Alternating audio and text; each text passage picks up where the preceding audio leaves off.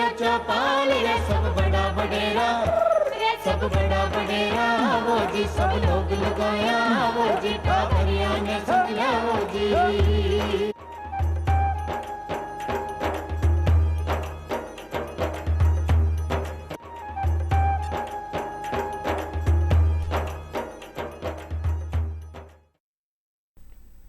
चौपाल देखबा वाला सगला दर्शकों को कार्यक्रम में स्वागत करूँ हूँ।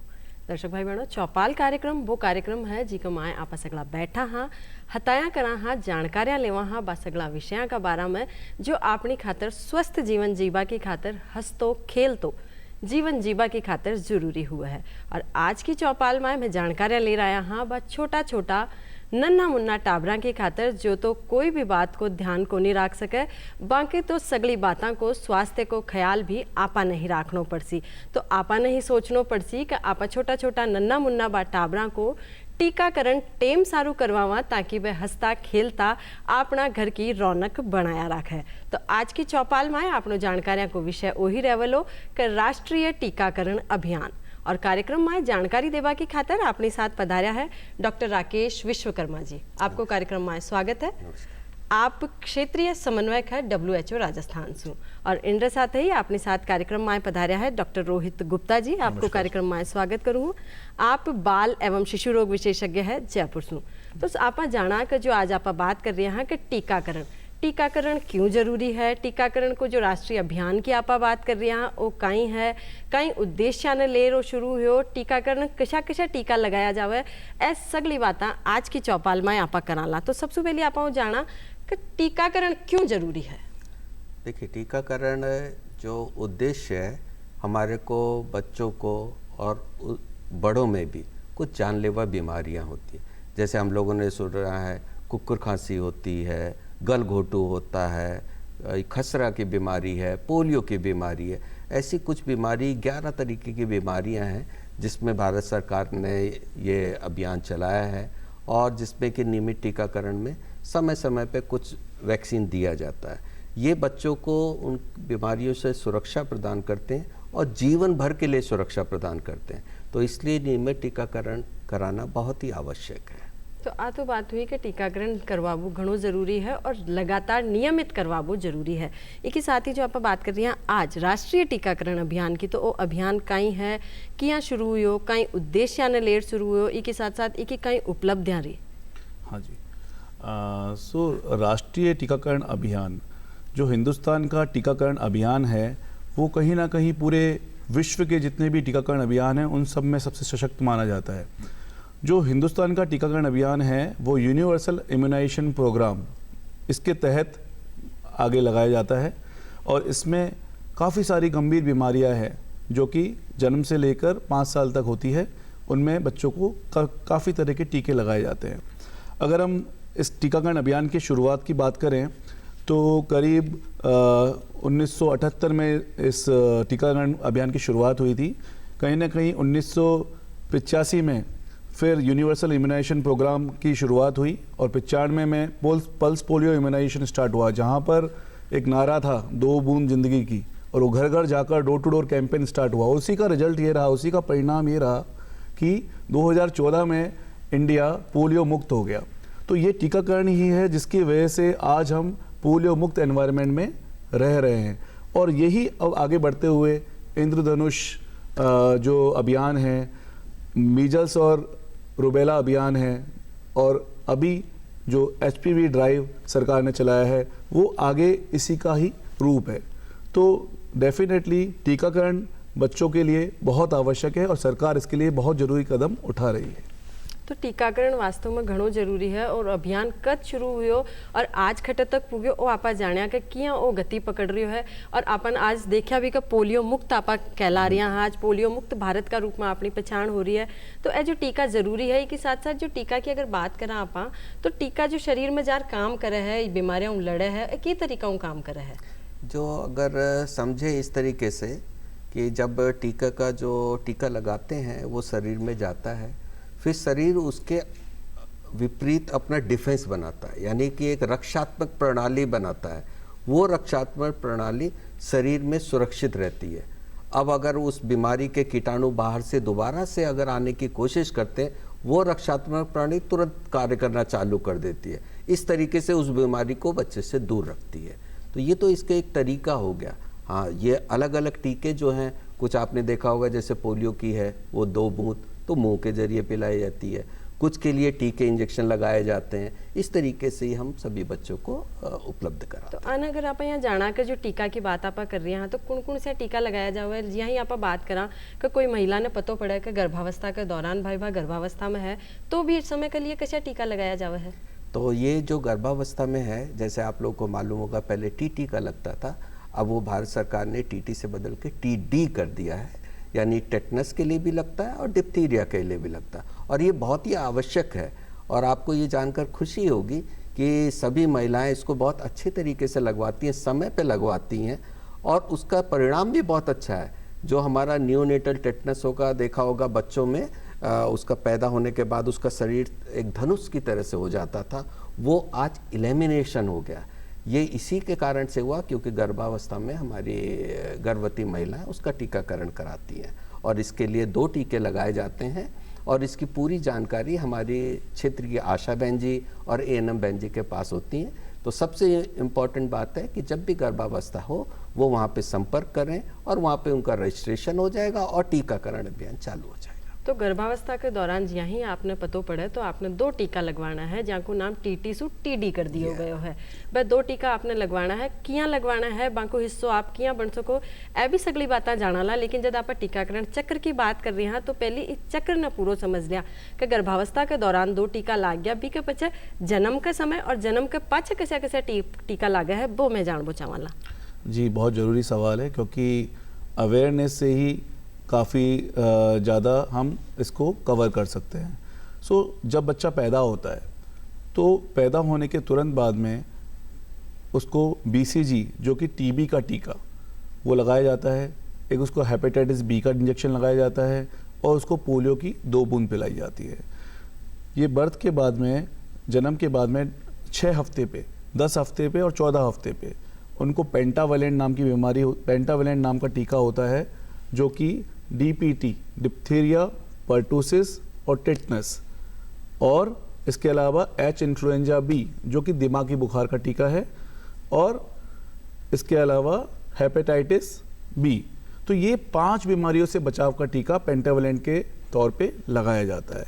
इसके अलावा उनको पोलियो का एक फ्रैक्शनेटेड IPV का डोज लगाया जाता है, रोटावायरस की खुराक मुंह से पिलाई जाती है और न्यूमोनिया का इंजेक्शन लगाया जाता है। तो ये 6 हफ्ता, 10 हफ्ता और 14 हफ्ते पे लगाया जाता है। उसके बाद में 9 महीने पे बच्चों को मीजल्स जो कि हम माता भी बोलते हैं इसको, जो कि बहुत इम्पोर्टेंट टीका है, उसको लगाया जाता है MR वैक्सीनेशन के तहत। और इस टाइम पे PCV का, न्यूमोनिया का बूस्टर भी डोज दिया जाता है। फिर 15 महीने पे वापस से इनके बूस्टर डोज दिए जाते हैं, 5 साल पे वापस से इनका बूस्टर डोज दिया जाता है। तो इस तरह से ये सरकारी अस्पताल में सारे टीके निःशुल्क, फ्री ऑफ कॉस्ट सभी को अवेलेबल रहते हैं। इसके अलावा कुछ ऐसे भी टीके हैं जो कि सरकारी अस्पताल में अगर नहीं मिलते हैं तो वो प्राइवेट अस्पताल में अवेलेबल होते हैं। जैसे कि 4 बीमारियां हैं। इन्फ्लुएंजा वैक्सीन जो कि स्वाइन फ्लू या फ्लू वाले स्ट्रेन से बचाते हैं। एक टाइफाइड का टीका होता है जो कि दूषित खाना खाने से बीमारी होती है। एक हेपेटाइटिस A जिसको हम पीलिया का टीका भी बोलते हैं, और एक चिकन पॉक्स जिनको हम बड़ी माता बोलते हैं, उसका टीका भी लगाया जाता है। तो इसके बारे में भी हम अपने बाल एवं शिशु रोग विशेषज्ञ से सलाह लेकर ये टीके भी हम लगवा सकते हैं। तो ए जो आप बताया ये टीका तो वहाँ समझ में आ गया, कुछ तो जन्म के समय लगा दिया जावे और कुछ जन्म के पाछे लगाया जावे है। एक ही साथ ही आप देखा कि वो जो टीकाकरण को जो चक्र चाले है वो कब तक चाले है? देखिए, जैसे कि अभी डॉक्टर साहब ने बताया 5 वर्ष तक के लगाए गए, उसके बाद एक TD10 होता है, यानी कि जब बच्चे की उम्र 10 साल हो जाती है तो TD का लगाया जाता है। ये टेटनस से भी सुरक्षा प्रदान करता है और डिप्थीरिया से भी, जिसको कि हम गलघोटू बोलते हैं। फिर इसके बाद में 16 साल का भी लगाया जाता है जिसको हम TD16 बोलते हैं। तो उस समय भी TD ये जो लगता है टेटनस और डिप्थीरिया से। फिर मैंने बताया कि एडल्ट में, गर्भावस्था में, और एक और अभी भारत सरकार ने चालू किया है जो HPV है, जो हमारे 14 वर्ष की हमारी बेटियां हैं उनके लिए अभियान चलाया गया है, जिसको कि प्रधानमंत्री ने अभी 28 तारीख को उसका उद्घाटन किया है। और ये भी मुफ्त में दिया जाएगा और सभी सरकारी संस्थानों में दिया जाएगा। तो आप बहुत बढ़िया बात बताई जो अभारी आपने हाल ही में प्रधानमंत्री जी और टीका की शुरुआत करी, तो इन्हें भी जाना आपा के बेटिया के मायने जो सर्वाइकल कैंसर से बचावा की खातिर टीको लगायो जा रही है वो की तरीका से लगायो जा रही है, कई बीमारी से बचा रही है, तो मैं आपसे जानना चाहूँगा। देखिए बहुत अच्छा सवाल है। तो HPV का मतलब है ह्यूमन पैपिलोमा वायरस। तो ये एक वायरस है जो कि महिलाओं में, अभी हम महिलाओं की बात कर रहे हैं तो महिलाओं की बात कर रहे हैं कि महिलाओं में ये सर्वाइकल कैंसर एक कैंसर है जो कि करीब 80% जो कैंसर है महिलाओं में होने वाले उसको रिप्रेजेंट करता है। तो उससे बचाव के लिए लगाया जाता है। अगर मैं सर्वाइकल कैंसर की बात करूं तो वर्ल्ड वाइड करीब 6.5 लाख केसेस, नए केसेस हर दिन हर साल अपने वर्ल्ड वाइड आते हैं, जिनमें से करीब 3.5 लाख मृत्यु हो जाती है। अगर मैं हिंदुस्तान की बात करूं तो करीब 1.25 लाख से 1.5 लाख के करीब केस हर साल आते हैं, नए केस, और जिसमें से करीब 75,000 80,000 की मृत्यु हो जाती है। तो ग्लोबली बर्डन अगर मैं बात करूं हिंदुस्तान पर तो 1/5 ऑफ केसेस का बर्डन इसको माना जाता है। तो इसलिए HPV वैक्सीन बहुत बहुत ज़रूरी है, क्योंकि एक कैंसर का टीका जो कि पूरी तरह से जानलेवा बीमारी है, उसका टीका अगर आपको मिल रहा है तो वो टीका बहुत बहुत ज़रूरी है, जो कि महिलाओं में सर्वाइकल कैंसर से प्रोटेक्शन करता है। और महिलाओं में और भी दूसरे बीमारियां हैं जैसे कि एनल कैंसर या फिर कोई वॉट्स, तो उनसे भी ये प्रोटेक्शन करता है। तो बिल्कुल वो बेटियां की खातिर बहुत ज़रूरी है। डॉक्टर साहब आपने बताया ही वो आगे जार के तो घातक साबित हो सके, तो एक ही खातिर सगली बेटियां ने वो टीको जरूर लगवाना चाहे। जब आप सोच रही हो उसी किया लगवानो है, खटे लगवानो है, अबार वो की तरीका से आगे बढ़ रही है, ए भी ये बातें आप कार्यक्रम में जाना ला। तो आज की कई स्थिति है किया आगे बढ़ रही है। तो जैसे कि डॉक्टर साहब ने बताया, HPV कैंसर से बचाने के लिए है, जिसका कि भारत सरकार ने बीड़ा उठाया है और प्रधानमंत्री जी ने अजमेर, हमारे राज्य में ही अजमेर में उद्घाटन किया गया है। अभी ये 3 महीने का पहले अभियान चलाया जा रहा है, जिसमें जो बच्चियां 14 साल की उम्र हो गई परंतु 15 साल का बर्थडे अभी नहीं मनाया, इसके बीच के बच्चियों को अपने पास के स्वास्थ्य जगह पे जाएं और वहाँ पे जानकारी लें, उनको मुफ्त में ये दिया जाएगा, एक टीका लगाएगा। इसके बाद ये 3 महीने का अभियान खत्म होने के बाद ये नियमित टीकाकरण जैसे बाकी टीकाकरण में आता है उसमें ये शामिल हो जाएगा और सभी को उपलब्ध होगा। तो मेरा यही गुजारिश होगा, ये अभियान के दौरान जितनी भी बच्चियां हैं वो सभी अपने प्राथमिक स्वास्थ्य केंद्र में पास में जाएं और वहाँ जानकारी लेके इसको आवश्यक रूप से लगवा लें।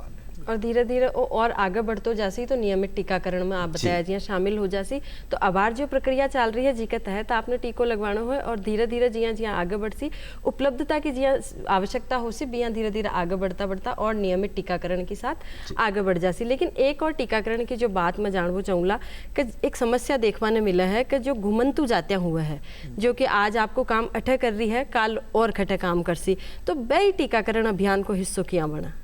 देखिए ये जो घुमंतु जातियाँ जिनके बारे में आप बात कर रहे हैं कि जो कि एक जगह पे स्थिर नहीं रहते हैं, तो इस मामले में हमारी जो आशा बहनें हैं और जो आशा सहयोगिनी हैं, जो वर्कर्स हैं, वो बहुत इम्पोर्टेंट, बहुत महत्वपूर्ण भूमिका निभाती है। वो सभी कहीं ना कहीं सभी घूम घूम कर सारे एरिया में, सारे क्षेत्रों में जाती है और जो भी ज़रूरी टीके हैं वो लगाती है, उनका रिकॉर्ड रखती है। साथ ही में वो कोल्ड चेन भी मेंटेन करके रखते हैं और इन सब का एक कहीं ना कहीं कार्ड भी वो बनाकर उनको देते हैं, जिससे कि उनका इम्यूनाइजेशन, वैक्सीनेशन का जो पता है वो भी हम मालूम कर सकते हैं। और जो कार्ड की आप बात बताया, ममता कार्ड बनवावा है, बी का बारे में भी मैं जानना चाहूँगा। जी, जैसा अभी डॉक्टर साहब बता रहे थे, क्योंकि हाई रिस्क कम्युनिटी, क्योंकि ये घुमंतु परिवार या कहीं पे इंडस्ट्री लगी हुई वहाँ पर है, तो इनको ये सरकार ने चिन्हित किया है, हाई रिस्क एरिया होते हैं, वहाँ पे स्पेशल अभियान चलाया जाता है, उनके स्पेशल दिन पे भी चलाया जाता है। जैसे कोई अमावस्या होती है, वहाँ पे उस दिन छुट्टी होती है, तो वहाँ पे उन्हीं के लिए टीकाकरण किया जाता है, जिसका कि सदुपयोग करना चाहिए। अब इसके जो रिकॉर्ड करने का तरीका है, हर एक टीका लगाने के बाद एक ममता कार्ड दिया जाता है, जो माता पिता को दिया जाता है और उसको सुरक्षित रखना है, और उसमें जितने भी टीके लगाए जाते हैं उसको उसमें अंकित किया जाता है, और ये हमेशा काम आएगा ज़िंदगी भर। जैसे राशन कार्ड होता है उसी तरह से टीका कार्ड को भी रखना होगा।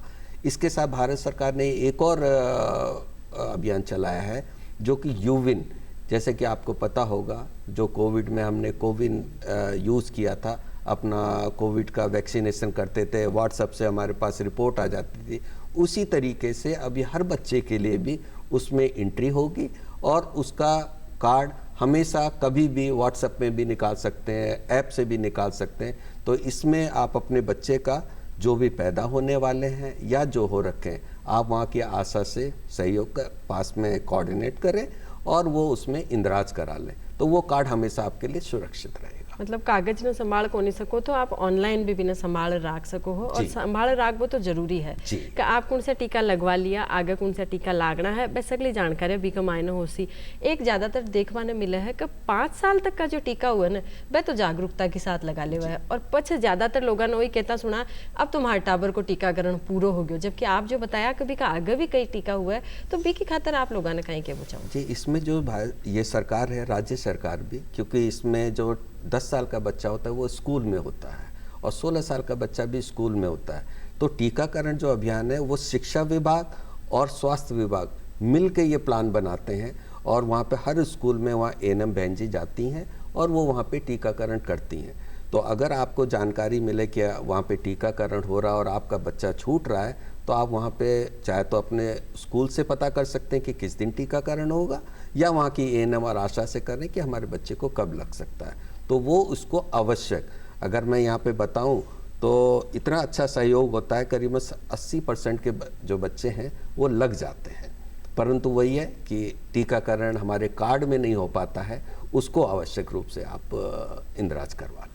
एक ही साथ ही आप देखा है जो टीकाकरण की जब भी बात आवे, छोटा छोटा बात टाबरा की बात चले, तो मन में जो सबसे पहली बात और सबसे बड़ी परेशानी आवे कि टीको लगवाशियो मारे टाबर का बुखार हो जासी जी, का मारे कई लोग टीको लगावा सु बचता रहे है। खैर टीको लगावा वे पूगा है, जब बाने समझाइश करा आपा कि भाई थान टीको लगवाबो जरूरी है, लेकिन इस समस्या सु किया परेशानी सु निजात पायो जावे।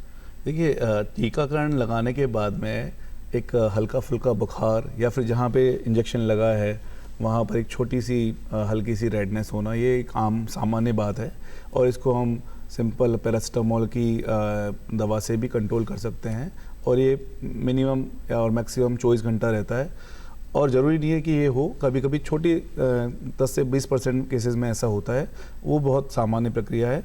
और ये इसलिए भी ज़रूरी है क्योंकि हमारे शरीर में टीकाकरण के बाद में एंटीबॉडीज़ बनना स्टार्ट हो जाती है, तो इससे घबराए नहीं।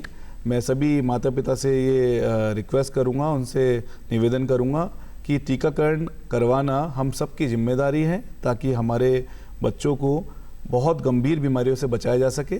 उसके लिए छोटे जो इफ़ेक्ट्स हैं उनको नज़रअंदाज करें और गंभीर बीमारियों से बचाव के लगने से पहले उनको टीकाकरण करवाएं। और कैसी कैसी भ्रांतियां हैं टीकाकरण ने लेर जो लोगों के बीच में देखी जावे है? हाँ, जैसे कि अभी बताया, एक तो इसी को लेकर है कि भैया हमारा बच्चा बीमार हो जाएगा, या उस माँ को क्योंकि बच्चा रोएगा तो वो काम नहीं करने देगा, इस कारण से वो ज़्यादातर रखते हैं। या दूसरा होता है कि क्या फ़र्क पड़ता है, हमारे बच्चे को टीका नहीं लगा इससे क्या, परंतु ऐसे बहुत सारे केसेस आते हैं जिस दिन उनको गलघोटू होता है उस समय जान बचाना भी मुश्किल होता है। पर किस बच्चे को हो जाएगा ये तभी निर्भर करता है कि इसका बच्चा असुरक्षित है। जिसका भी बच्चा असुरक्षित होगा उसको आज नहीं तो कल ये बीमारी होने की संभावना बहुत ज़्यादा होती है। तो हमारे को ये ध्यान रखना है, किसी भी दिमाग में अगर कोई भ्रांति है तो हम एएनएम आशा बहन जी से बात करें, जो हमारे शिशु रोग विशेषज्ञ हैं उनसे बात करें, या डॉक्टर साहब से बात करें। और जैसा अभी डॉक्टर साहब ने बताया, ये छोटी सी चीज़ हम रो रही 1 या 2 दिन को बुखार आएगा, पर वो उतनी बड़ी जहाँ पर कि उनका पैसा भी खर्च होगा, उसका बच्चे की जान को भी सुरक्षा नहीं मिलेगी। तो उससे बचाव के लिए सबसे आसान है कि टीकाकरण करवाना। तो कुल मिलार बात आई है थे जे थागा टाबरा को राखबो चाहो हो ध्यान, तो टीकाकरण तो थाने करवानो पड़सी जरूर। एक ही साथ ही मैं जानना चाहूँगा कि जो आप बात कर रही हैं टीकाकरण अभियान की, तो ये अभियान का माध्यम से ज्यादा बीमारियां का टीका लाग रहा है, तो लगभग वे कैसी कैसी बीमारियां हैं जो लगभग खत्म होगी या बांसु आप बिल्कुल मुक्त हो गया? जैसे कि आपको बताया, अभी डॉक्टर साहब ने भी बताया था शुरुआत में कि 2014 में पोलियो से मुक्त हो गया, यानी कि मुक्त हो गया कि उसका कीटाणु पूरे ख़त्म हो गया भारत सरकार, और उसके बाद में अभी तक नहीं हुआ। तो हम भारत जो है देश वो पोलियो मुक्त देश है।